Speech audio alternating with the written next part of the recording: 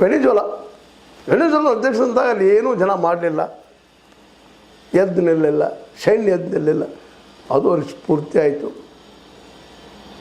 ಅದೇ ಕಾಲಕ್ಕೆ ನ್ಯಾಟೋ ಗ್ರೀನ್ಲ್ಯಾಂಡಕ್ಕೆ ಸೈನ್ಯ ಕಳಿಸ್ತು.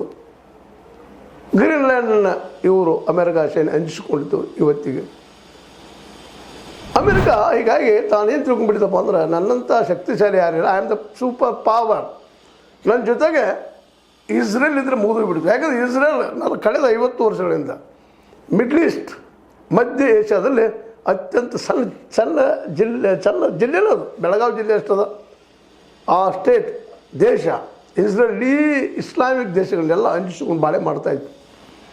ಇಬ್ಬರು ಕೂಡಿದ್ರೆ ಮುಗಿದೋಗ್ಬಿಡ್ತು. ಇರಾನನ್ನು ಒಂದು ಕ್ಷಣದಲ್ಲಿ ಧ್ವಂಸ ಮಾಡಿಬಿಡ್ತೀವಿ ಅಂತ. ಇದು ಓವರ್ ಕಾನ್ಫಿಡೆನ್ಸ್. ಇವತ್ತು ಅನಿಸ್ಲಿಕ್ಕತ್ತದ ಅಮೆರಿಕ ನಾನು ತಪ್ಪು ಮಾಡಿದ್ನಿ ಅಂತೇಳಿ.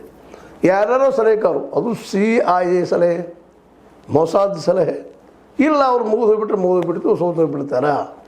ಆದ್ರೆ ಅದ್ಭುತವಾದ ಏನಾಗಿತ್ತು ಅಂದ್ರೆ, ಇಲ್ಲೇ ವಿಶೇಷವಾಗಿ ಇಸ್ಲಾಮಿಕ್ ರೆವಲ್ಯೂಷನರಿ ಕಾರ್ಪ್ಸ್ IRGC ಅನ್ನುವಂಥ ದೊಡ್ಡ ಸಂಘಟನೆ ಮಾಡ್ಕೊಂಡ್ಬಿಟ್ಟಿದ್ರು ಅವರು. ಭಾಳ ಅದ್ಭುತವಾದ ಸಂಘಟನೆ.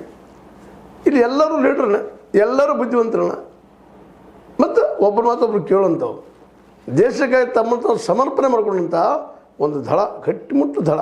ಈ ದಳವ ಇವು ಒಂದಾದ್ರೆ ಒಂದಂತಾರೆ, ಬಂದಿಲ್ಲು ಅಂತವು. ಇಲ್ಲಿ ಒಬ್ಬನೇ ಟ್ರಂಪ್ ಇಲ್ಲ, ಇಲ್ಲಿ ನೂರಾರು ಜನ, ಸಾವಿರಾರು ಜನ ಟ್ರಂಪ್ಸ್, ನಿಧನ್ಯಾವು ಅವರೆಲ್ಲ ಇಲ್ಲೇ ಇಡೀ ತಮ್ಮ ವ್ಯವಸ್ಥೆ ಉಳಿಸುವ ಸಲುವಾಗಿ ತಾವೆಲ್ಲರೂ ಒಂದೇ ಹೋರಾಟ ಮಾಡುವಂಥ ಶಕ್ತಿ ಇವತ್ತು ಮೊಸಾದ್